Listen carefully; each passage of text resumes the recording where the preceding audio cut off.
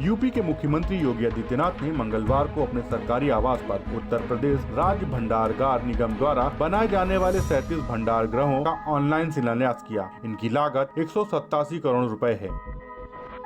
इस मौके पर मुख्यमंत्री ने कहा है कि किसानों की आय को दोगुना करना है तो उन्हें न्यूनतम समर्थन मूल्य देने की कार्रवाई को युद्ध स्तर पर आगे बढ़ाना होगा। उन्होंने कहा है कि जब मार्च 2017 में हमारी सरकार बनी तो हमारे सामने भंडार गृहों की चुनौती थी। गेहूं खरीद कर रखने की समस्या सामने थी क्योंकि स्टोरेज क्षमता नहीं थी। हमने इस पर काम किया।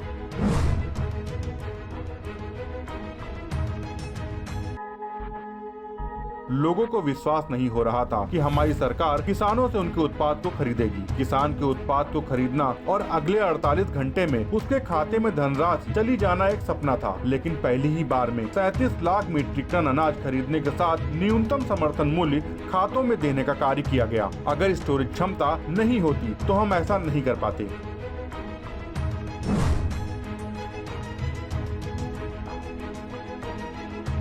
मुख्यमंत्री ने कहा है कि आज उपज खरीदने का काम 53 लाख मीट्रिक टन तक पहुंचा है। किसानों को जब उचित दाम मिलने लगता है तो उसके जीवन में व्यापक बदलाव आ सकता है। किसान पहले पलायन को मजबूर होता था। बीते 3 वर्ष में किए गए हमारे प्रयास से अब वह खेती किसानी की तरफ वापस आया है। उसे विश्वास हुआ है कि खेती घाटे का सौदा नहीं है। उसे लागत का 1.5 गुना दाम मिलना प्रारंभ हुआ है। परंपरागत खेती किसानी की ओर से विमुख होने के बाद अब लोग फिर उस ओर बढ़ रहे हैं। यूपी की किसान अन्नदाता की भूमिका में वापस लौटे हैं।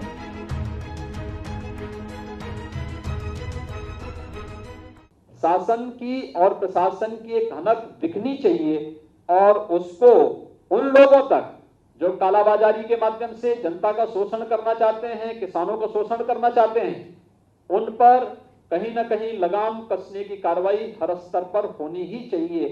आज के इस अवसर पर जब यहाँ पर 5-5 हजार मीट्रिक टन के 37 स्टोरेज क्षमता के लिए भंडारण गृहों की स्थापना के लिए आज शिलान्यास का कार्यक्रम यहाँ पर संपन्न हो रहा है, मुझे विश्वास है कि हम इन भंडारण गृहों के माध्यम से उत्तर प्रदेश के अंदर, हर मंडी के अंदर, हर जनपद में कुछ नई सोच के अनुसार भंडार गृहों की स्थापना करके किसानों की आमदनी को कई गुना आगे बढ़ाने में हम भी मददगार हो पाएंगे।